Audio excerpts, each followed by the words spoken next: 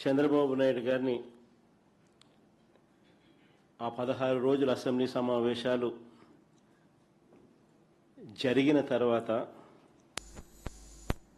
రాష్ట్ర ప్రజలకు ఏదైనా దానివల్ల మంచి జరిగిందా అన్నది ఒక్కసారి ఆలోచన చేస్తే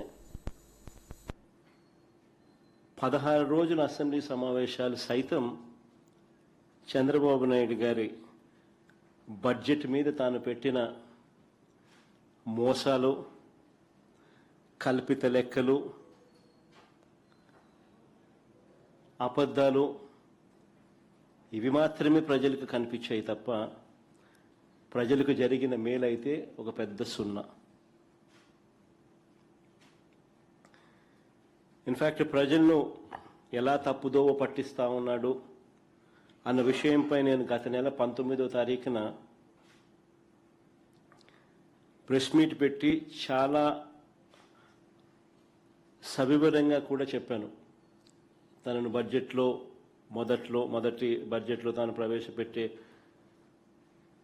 పెట్టినప్పుడే అయ్యా చంద్రబాబు గారు వీటికి సంబంధించి సమాధానాలు ఉన్నాయా అని చెప్పి అడగడం జరిగింది. ఇప్పుడు చివరికి కాగ్ రిపోర్టు కూడా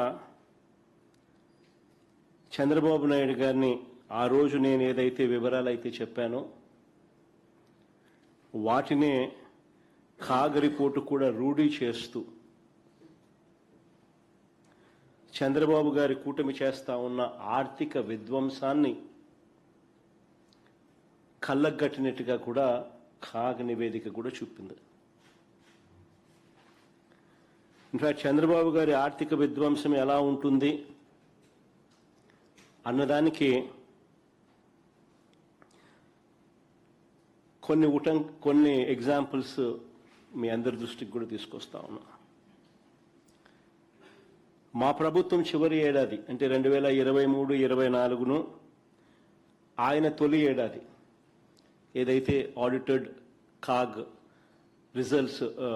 రిపోర్ట్స్ ఏదైతే పబ్లిష్ చేసిందో మా చివరి ఏడాది 2023-24, ఆయన తొలి ఏడాది 2024-25 సంవత్సరాన్ని ఒక్కసారి పోలిస్తే చాలా స్పష్టంగా కూడా కొన్ని విషయాలు కనిపిస్తాయి. 2023-24లో ప్రభుత్వం నుంచి చేసిన మొత్తం ఖర్చు 2023-24 మా చివరి సంవత్సరంలో ప్రభుత్వం నుంచి చేసిన మొత్తం ఖర్చు ఎంత అని చూస్తే 2,36,486 కోట్లు స్లైడ్లో మీకు కనిపిస్తుంది. ఆ సంవత్సరం ప్రభుత్వానికి వచ్చిన రాబడులు అంటే అన్ని రకాల రాష్ట్రానికి సంబంధించిన రావాల్సిన వనరులు అంటే ఒక అప్పులు తప్ప అంటే రాష్ట్రానికి వచ్చే సొంత పన్నులు ఆదాయము, పన్నేతర ఆదాయాలు, డెవల్యూషన్స్ అంటే కేంద్ర ప్రభుత్వం మన వివిధ రాష్ట్రాలకు ఇచ్చే వాటా డెవల్యూషన్స్, గ్రాంట్ ఇన్ ఎయిడ్ అన్నీ కూడా కలుపుకుంటే 1,73,767 కోట్లు.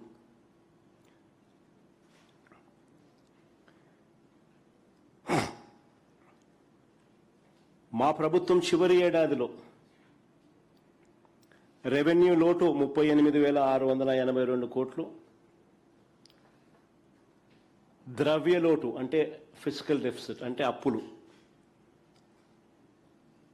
2023-24లో మా ప్రభుత్వం చేసిన అప్పులు ఫిజికల్ డెఫిసిట్ 62,719 కోట్లు కూడా మీ కంటికి కనిపిస్తుంది.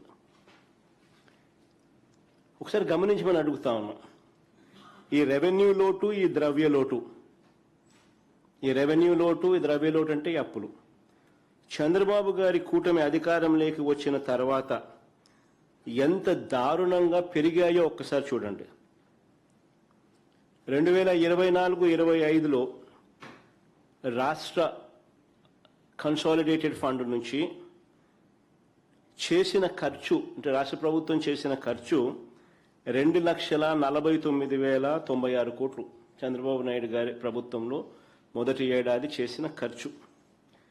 కానీ ఆ సంవత్సరంలో రాష్ట్రానికి వచ్చిన రాబడులు అంటే అన్ని రకాల రాబడులు, టోటల్ రిసీట్స్, ఇంతకుముందు నేను చెప్పినా కదా, ఆ టోటల్ రిసీట్స్ ఒకసారి చూస్తే అంటే పన్ను స్టేట్స్ ఓన్ రెవెన్యూస్, పన్నేతర revenues, devolutions, grants in aid, ఇటువంటి అన్ని టోటల్ రిసీట్స్ అన్ని కూడా కలిపితే కేవలం 1,68,024 కోట్లు. అదే మీరు గమనిస్తే ఆ టేబుల్లో మా హయాంలో 2023-24లో 1,73,767 కోట్లు కనిపిస్తే ఇక్కడ మాత్రం 1,68,024 కోట్లు మాత్రమే కనిపిస్తుంది. ఇంకా గమనిస్తే 2024-25 అంటే చంద్రబాబు నాయుడు గారు మొదటి ఏడాది చూస్తే రెవెన్యూ లోటు ఏకంగా 60,285 కోట్లు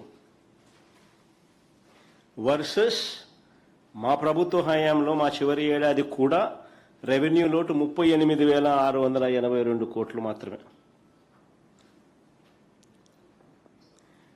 అక్కడ నుంచి మా హయాంలో చివరి ఏడాదిలో రెవెన్యూ లోటు 38,682 కోట్లుంటే ఆయన హయాంలో రెవెన్యూ లోటు ఏకంగా 60,285 కోట్లకు ఎగబాకింది.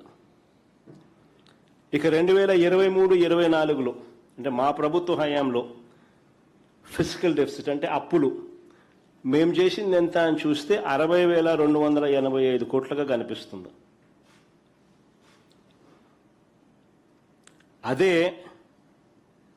అదే చంద్రబాబు నాయుడు గారి హయానికి వచ్చేసరికి 24-25 ఆ సంవత్సరానికి సంబంధించి ఫిజికల్ డెఫిసిట్ అంటే చంద్రబాబు నాయుడు గారి హయాంలో చేసిన అప్పులు ఎంత అంటే ఏకంగా 81,071 కోట్లు కనిపిస్తుంది.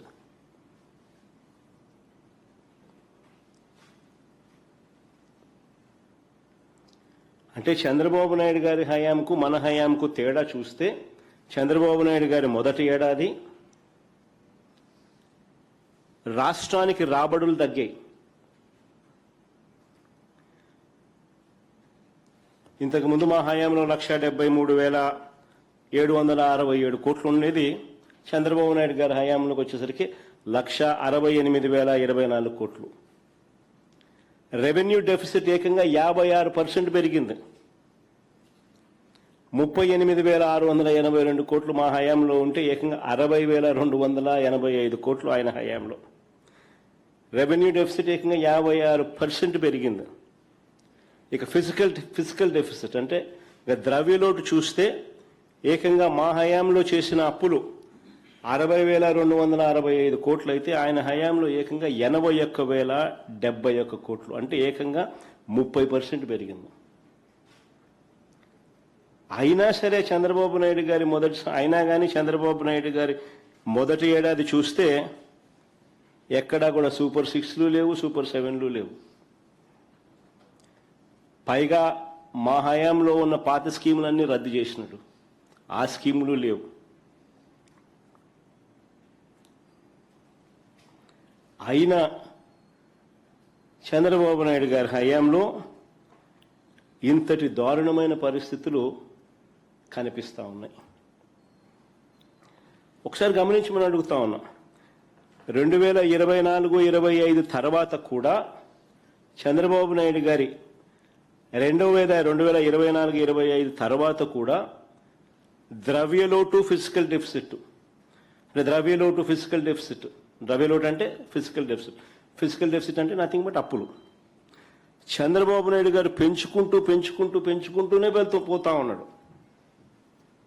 ఒకసారి గమనిస్తే 2019-20 ఆర్థిక సంవత్సరం అంటే మా ప్రభుత్వం వచ్చిన తర్వాత